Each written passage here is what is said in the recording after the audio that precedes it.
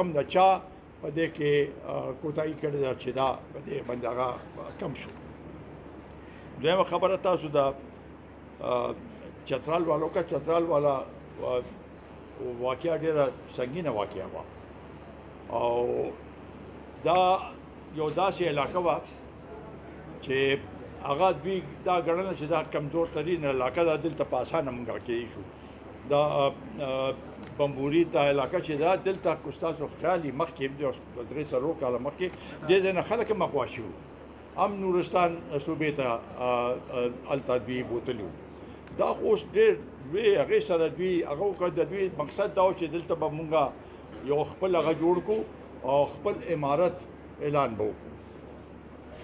نو ما خو پې ټویټ هم کړو چې یاره افغانستان حکومت چې کوم وعده کړې وه چې زمونږ سرزمین به د هغې دپاره ځمکه به استعمالیږي نه د بل ملک خلاف، د هغې دا خلاف ورزي شوې ده او دې باندې حکومت ته اوس د هغې له پکار دی چې شدید طریقې سره هغه وکړي، رد عمل وکړي، یعنې هغوی سره دا خبره اوچته کړې ده. خو ما نن د فارن منسټر بیان کته هغه وایي چې یاره دا شوې ده خو د افغانستان حکومت ته د دې علم نو دا خو زما په خیال صحیح جواب ما ته نه ښکاري چې داسې هغه دی.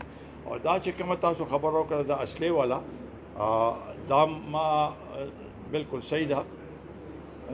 امریکا خو اوس وایي چې نه مونږ دوی ته اصله نه ورکړې، اصله هلته پاتې شوې وه.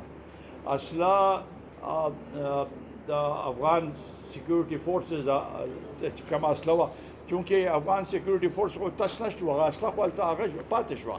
هغه اصله طالبانو ته ملو شوې ده خو د هغوی په وساتل سره اچا په وساتل سره ټي ټي پي ته ملو شوې ده. ټي ټي پي نه بیا آی اس ته یا داعش ته تللې ده. هغوی سره اوس د نایټ ویژن هم شته، هر یو قسم اصله هغوی سره شته. دا یو تشویشناک خبره ده. سر د اخري کوېسچن تاسو کوم سر سایفر حوالې سره تاسو وایي چې سایفر پی ډي ایم حکومت مو چې دا ډي نوټیفای شو، د هغې نه پس بیا د تحریک انصاف چې کوم چیرمین د خلاف کاروایي شو، تاسو سر دې په کوم نظر ګورئ؟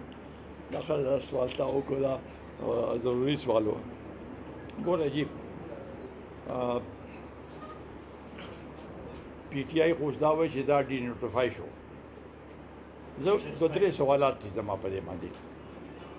په فارن افیس کې په زرګونو تعداد کې سایفر موجود دي. نو آیا هغه ټول سایفر چې دی ډي نوټیفای شو، ډي کلاسیفای شو او که نه صرف دا یو هغه شو؟ نو دویم دا چې آیا دا ولې دا یو هغه ډي کلاسیفای شو؟ او درېیمه دا چې څه وخت کې دا رومني ځل باندې هغه شو نو هغه وخت کې خو ډي کلاسیفای نه که نه. بله څلورمه خبره ده چې د هر یو ملک کې د کوم سیکرټ هغه چې د هغې ډي کلاسیفای کولو لپاره یو کمیټي یو طریقې نه هغوی هغه ډي کلاسیفای کوي 10 کاله پاسه 15 کاله پاسه هر څه چې امریکې کې هم کېږي هر څه.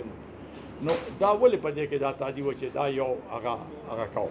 نو موږ دې سوالاتو موږ ته جواب نه ملو شوی چې یاره چې دا یو ډي کلاسیفای شو، نور چې سامنے په زرګونو تعداد کې پراته دي هغه ولې هغه ډي کلاسیفای شو او نه شو؟ نو دا دې نه یو سیاسي خبره جوړه شوې ده.